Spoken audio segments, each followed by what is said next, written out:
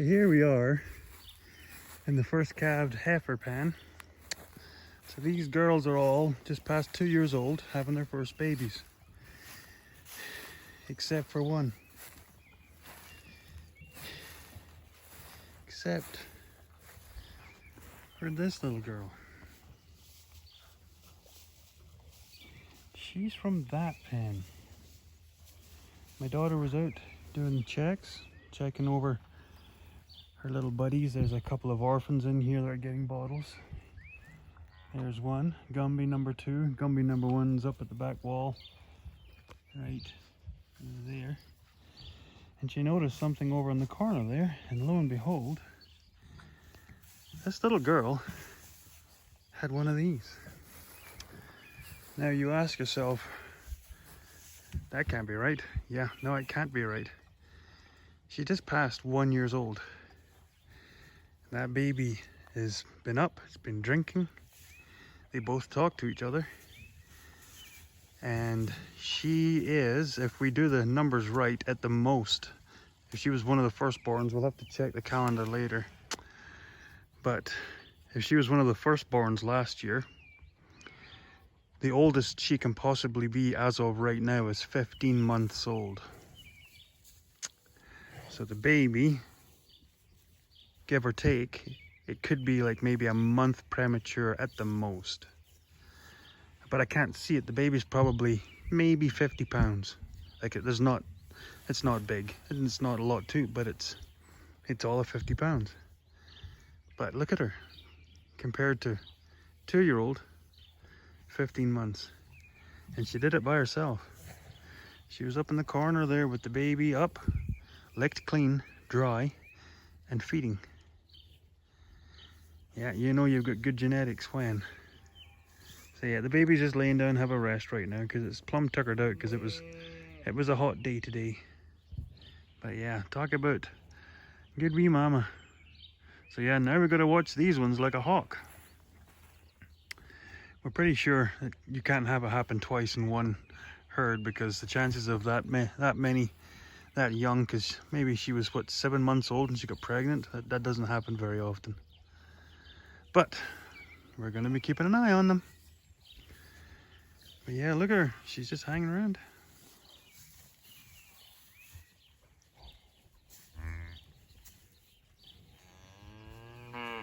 Hey, wee girl. Crazy.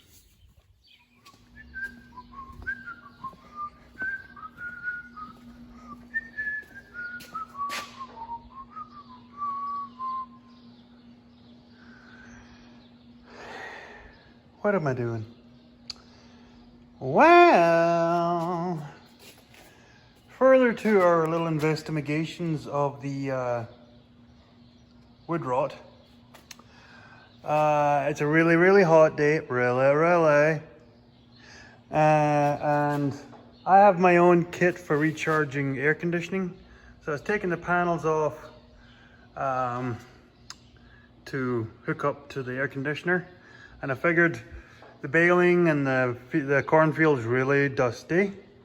So I'd clean the radiator out, the rad. Clean that out and just clean the air filter, do all that stuff. Well, I went to move the these cores over here. Yeah, that one's in really bad shape. I'm gonna see, once I get this back up and running, I'm gonna run this over to, you can see there, I can't see it. My pressure washer's set over there where it's satanically hot over there. And I'm gonna wash the rad cores, the radiator cores. Just give them a quick low pressure wash through. But I couldn't get that one to move, and you might be able to tell here, there's a little bit of trauma right there. As far as I can tell, it's not ruptured. Nothing's leaking out, so that's a good sign that nothing's ruptured. The reason why that would not move out of there, oh, there's your problem. Yeah, the floor under the batteries gave way. So it's a bit worse than I thought. Thought, you know, all dirt and stuff that sits in there, it rots that out. Well, apparently the woodworms got further into the tractor. So basically what I have to do is I have to unbolt the bracket, remove the hoses, undo these, I think this is transmission cooler. Have to undo them. I don't want to, but I have to at some point, because I have to rebuild this entire plate that's under here, because it goes to there and all the way over to there, and then the same on the other side to here. So yeah, unbolt here, has a couple of holes like where that hose is. You see where it's bolted through, bugger. So I'm gonna have to rebuild that out of some thick plate, but I don't have time for that. This tractor needs to be up and running this afternoon. So what I need is I need to patch that for now. And well, there's nothing to weld to, and I'm not about to. So I needed a plate of something that'll fit in there that's strong and just happens to be that size.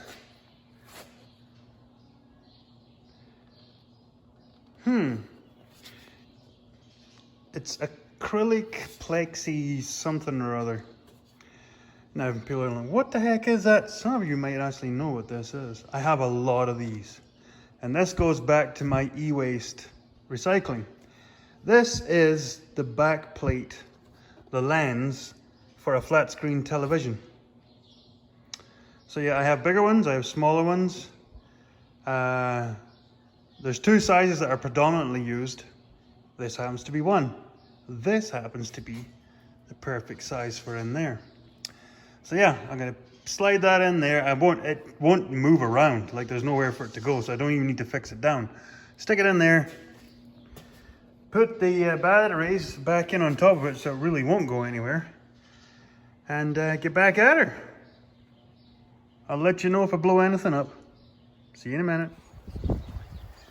Next on Racket Ranch, we're on the baler. We're running a 568 round baler, builds 5x6 foot bales. Never really built 6 foots, but 5x5s with the net wrap option. We've had problems. Now we bought this baler second hand, and it works great for the most part. All apart from the twine arms were seized because it was never used. So I've taken them off and I've been restoring them. They're going to be going back on, but not important right now because I just want to get this the corn straw baled up. But what's been happening is the net wrap doesn't cut, and it sort of leaves a tail on all the bales. As you can see, there's crud hanging down. So after some googling, there's two things that you need to sort of be aware of on these balers. So first one is the brake. So hopefully you can hear me. So what ends up, I'm going to put my hand here. What ends up happening is, I'll move this, I'm moving here. Okay, what ends up happening is this is the brake pad. So if you can put a socket on here, which is a 15 mil by the way, put a socket on there, and it should take 40 pounds of pressure to turn this wheel against that brake. Mine was like 5. So you have to get a replacement brake shoe for this, and there is shims. But right now I don't have, well, next time I go to John Deere I'll pick a new one up. But for now, to keep me going, because now it's locked up, put a pair of washers in behind there, got that working, but then it was still slipping a little bit.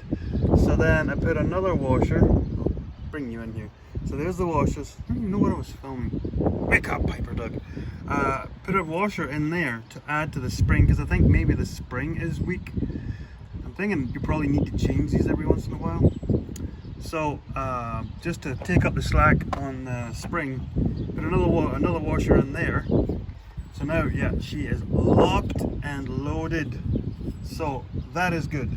This is probably the most part of the problem. Pretty well. Yeah. Yeah, these are probably original to this baler, and it's an '06, I believe it is. So it's done its time, 15 years. So, what also you need to do, and I didn't know this, but every year, every season, you're supposed to do this. So, up in here, as you see all the rusty stuff, is where the knife goes, and there's also a brush. So this is the knife. Holy crap, it's windy and dusty and hot. So there's the knife, there's the brush. So the knife goes in first, and then the brush goes in on top of it. So the brush is meant to stop the net wrap from going back up, coming back around this roller, which I don't see why it would, but I suppose if it gets crud on it, it could get stuck to it, because there's a net wrap going round there and out there. So you got to clean, because the dirt and chaff and stuff, especially if you're in damp conditions, can get between the brush and the knife. Mine wasn't too bad. It was built up on the ends, at either end, and I've been having trouble with the net wrap on the ends, so this is probably a bit of a revelation for me. So what I did was took the brush out, made in Canada, and brushed out all the fibers, cleaned out all the mud and dirt and stuff. So it's good to go. And then I took the knife out and wire wheeled the whole thing, both sides. It is a good piece of hardened steel. Like, this is a weapon. And then I just took a heavy flap wheel, and I just took the oxidation, any buildup on the cutting edge. You don't need to sharpen this thing, as far as I know. Maybe you do, but you'd have to have a machine shop put it in a mill to sharpen this, because this is like accurate to, like, when you look down the edge of it. I don't know if you'll be able to catch this. Yeah, it's sharp. So yeah, the hi daughter. So yeah, this will make a heck of a difference, because once this thing times out and the brake pad over there pulls to stop this, and then this comes up and pressurizes against the net wrap against the bottom wheel, should just be lickety split. Yeah, good to know. Hopefully that helps somebody else, because it sure is gonna save me a lot of problems with, and you waste a lot of net wrap, because when it gets to the spool being smaller, the spool doesn't have the weight to stop itself, so then your spool will just feed itself on into the next bale. Oh, there's the boss lady. Mrs. Piper Doug, how are you doing now? So yeah, you'll waste, I don't know, 2 or 3 bales worth of net wrap. So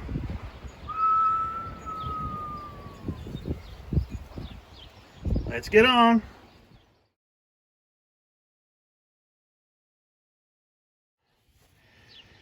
Lots of fun. Heck of a place to break down. So yeah, turns out that might have been the problem all along. Took the pump out and serviced it. It seemed good, the diaphragms are all fine. Problem is, when you go to put it back in and you can't get the fitting to go thread back in properly in the cross threads, you have to take the downpipe, bracket, everything out of the way. So the fuel line that was tucked in behind the engine is now routed over the transmission and along back there, and now comes down and into the fuel water separator. And I would never have found this unless I'd turned that banjo bolt from downwards facing to upwards facing to get the fuel falling into it. When I cut the broken end off the hose last time, it was pointing down, I couldn't see the crap. Turned it upwards, that's the only reason I found that there was crap. So, fixed.